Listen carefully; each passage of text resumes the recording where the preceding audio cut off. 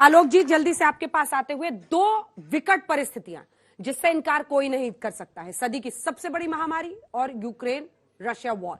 बावजूद इसके वो कह रहे हैं कि आपके यूपीए शासन में 38% डॉलर के मुकाबले रुपया गिरा था और उनके शासन में 30%। फिर भी आप लोग इस पर घेर रहे हैं, आपका इस पर जवाब? इस प्रकार से रुपया इतनी तेजी से गिर नहीं सकता। अरे ये नेपाल का रुपया नहीं गिरता है, बांग्लादेश की करेंसी नहीं गिरती है, पाकिस्तान की करेंसी नहीं गिरती, श्रीलंका की करेंसी नहीं गिरती। क्या कारण है हिंदुस्तान का रुपया पतला होता जा रहा है? ये जवाब देना पड़ेगा आपको। देश आपसे जवाब मांग रहा है। क्या से नहीं होता मित्रों, मैं शासन में बैठा हूं, मुझे मालूम है इस प्रकार से रुपया इतनी तेजी से। भाइयों बहनों मित्रों, रुपया आईसीयू में चला गया है। अब वेंटिलेटर पे भेज दिया मोदी जी ने, और वेंटिलेटर भी नकली वाले हैं, वो बीजेपी के जो लोग बनाते हैं ना वेंटिलेटर, वो लगा दिए हैं। दो मुद्दे हैं।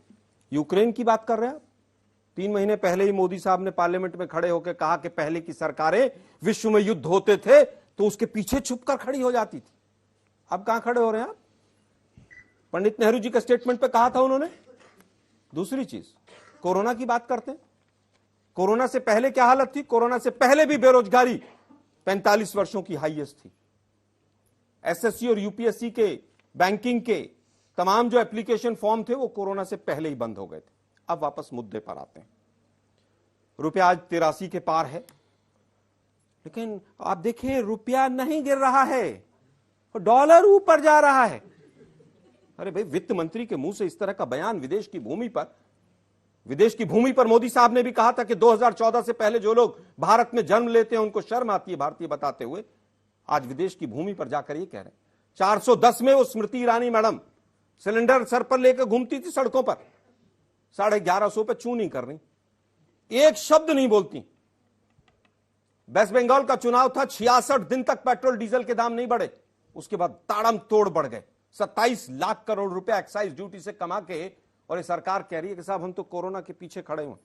50 लाख से ज्यादा मृत्यु हो गई, और जो हालत हुआ सुप्रीम कोर्ट और हाई कोर्ट ने जिस तरह की फटकार लगाई कोरोना में, वो आप लोगों ने देखा था। 225 में रुपए किलो में सरसों का तेल बिक रहा है।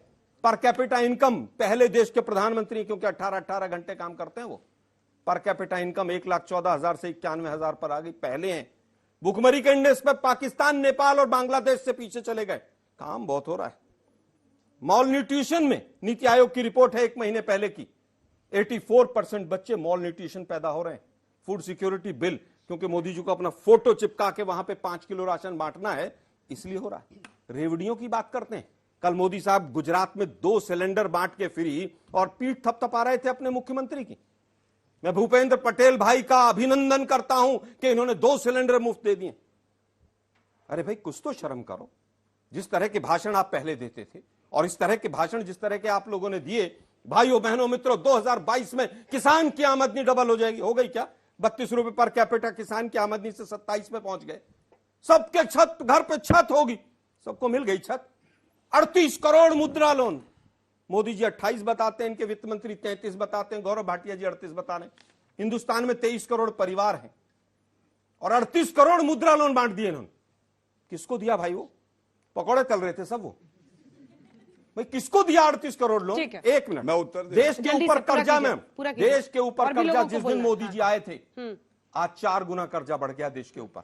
मेरे सवाल को 4 गुना कर्जा देश के ऊपर बढ़ गया। दे दिया क्या? सुनते नहीं। मैंने आपके 2 सवाल थे, दोनों का जवाब नहीं, आपने नहीं दिया।